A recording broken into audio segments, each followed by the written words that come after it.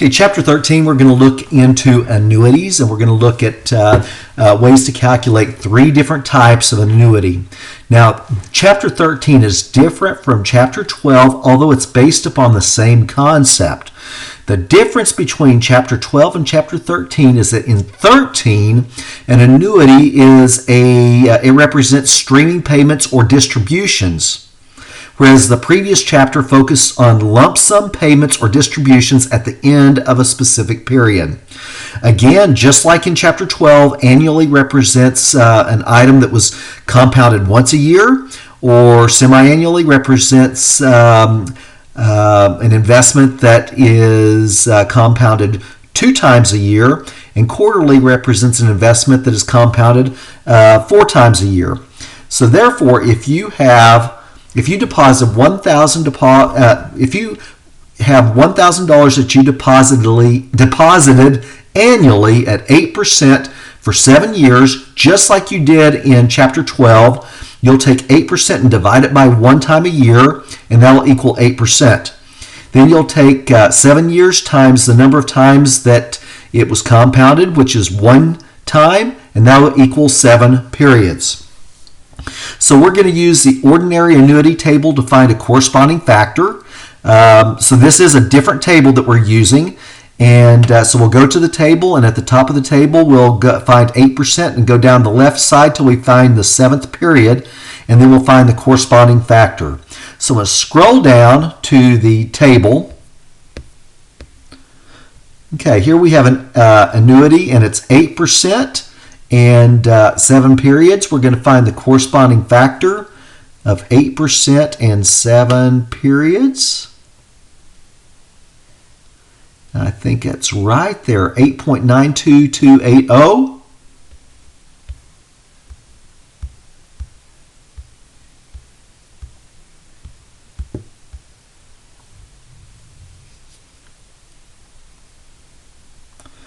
Okay, and there's a corresponding factor right there, and multiply it times the number of streaming payments that we're going to get, which is $1,000.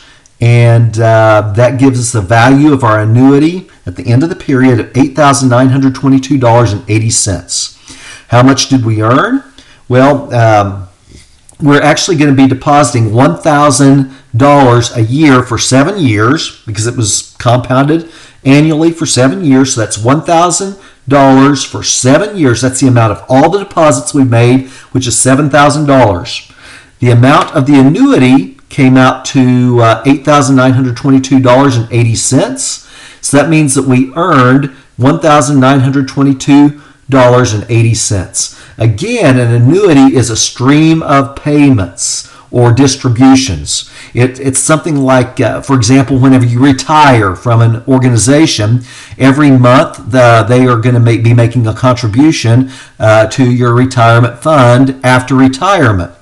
So it's a stream of payments. Another example of that it would be like the rent that you pay on a monthly basis. You're actually contributing a monthly payment month after month after month. Mortgage payments do the same thing. So this is a stream of payments, and again, the previous chapter focused on lump sums. This is a distribution of payments over a period of time. Okay, so there's also calculating for the amount of an annuity due. Okay, in the past, if we go back to the previous annuity, it's based upon the end of a period. With annuity due, you actually calculate it at the beginning of the period, but we're using the same table. As a result of using the same table, we have to calculate it a little bit differently. We really need a table that's specifically for annuities due, and that would give us a better result, but we don't have a table for annuities due. So we have to calculate it just a little bit differently, but still, annually represents 1 time a year, whereas semi-annually represents twice a year, and quarterly represents 4 times a year, and monthly represents 12 times a year. So if we deposited $9,500 semi-annually, which is twice a year, at 12% for 9 years, first of all, I'll start with the percentage. 12 divided by 2 gives me 6%. And then 9 years times twice a year will give me 18 periods. And that's what it would be if I was just doing an ordinary annuity. But I want to add 1 period to that for an annuity due to give me 19 periods. Why? 1 period is added since the annuity was deposited at the beginning of the period instead of the end of the period, and you'll use the same table as an ordinary annuity, which shows a factor if deposited at the end of the period. So that's why we're adding 1 period. That's kind of like algebra. We're going to add 1 here, but we're going to take away 1 a little bit later. So now we're going to look for 19 periods on the same table, the amount of the annuity table. Okay, and then I'm going to use 6%. So I'm going to find the corresponding factor between 19 periods and 6%.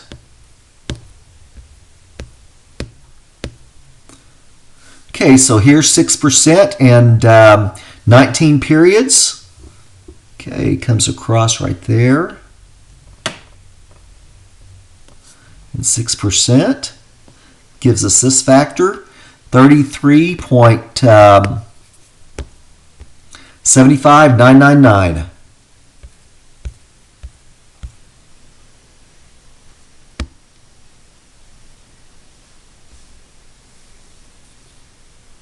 Okay, it looks like there's an extra digit on the table. I used a different table to calculate that. That's why it's just 1 value different, but it'll be only a penny's difference. But I'm going to take that factor times the amount of the original annuity of $9,500, and that's going to equal $320,719.05, and that is not your answer. Remember earlier we added 1 period to give it 19 periods. It was actually 18 periods, but we added 1 to make it 19. Well, that's where we added. Now we're going to subtract 1 payment of $9,500. So the actual amount of the annuity due is $311,219.05. How much did I earn here? First of all, I'm going to take the amount of the annuity, or the amount of the annuity due, which is $311,219.05, and subtract the amount of all the deposits that we made. Okay, so we made the amount of the stream of payments is $9,500, and it was for 18 payments. Remember, it's 9 years for twice a year to give you 18 payments. We added 1 to it earlier for the table. Well, we technically really didn't make 19 payments. It was just for the sake of the table. So I'm not going to add it back in here. We really only made 18 payments. So that equals the number of payments that we made into this portfolio of $171,000. Take the difference between the amount of the annuity due and the total of all of our deposits, 18 of them, at $9,500 each, and the interest earned is $140,219.05. And then finally, the present value of an annuity. Just like we did in Chapter 12, we got a lump sum. This time, annuities represent streaming payments or distributions, whereas the previous chapter focused on lump sums, payments, or distributions. What lump sum deposited today at 6% interest compounded annually will yield a total to you of $1,500 at the end of each year for 12 years. To calculate this, annually represents 1 time a year. So if it's 6%, divide it by 1 to give us 6. And it's for 12 years. So 12 times 1 times a year gives us 12 periods. Okay, semi-annually represents twice a year. So if this were semi-annually, then we take 12 times 2, which is 24 periods, and then 6 divided by 2, which is 3%. But this is annually, so you're going to end up with the same value. 6 divided by 1 is 6, and 12 times 1 is equal to 12. So I'm going to look at the present value of an annuity chart and go across the top to find 6% and down the left to find 12 periods. Okay, so it's this one right here, present value, 6%, and go down to the 12th period.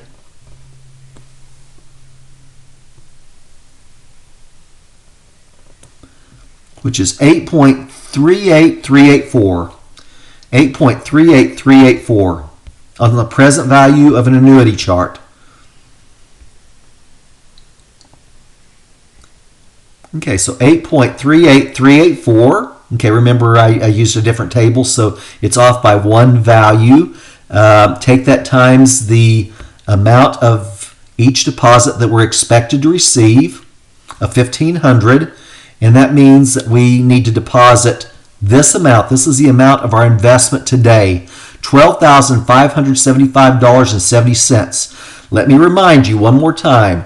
What do I deposit today to receive $1,500 each year for 12 years at 6% interest compounded annually?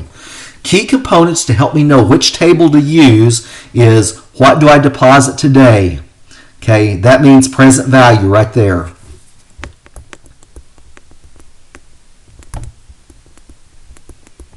Okay, then to receive $1,500 each year, that's streaming payments, so I know that's an annuity.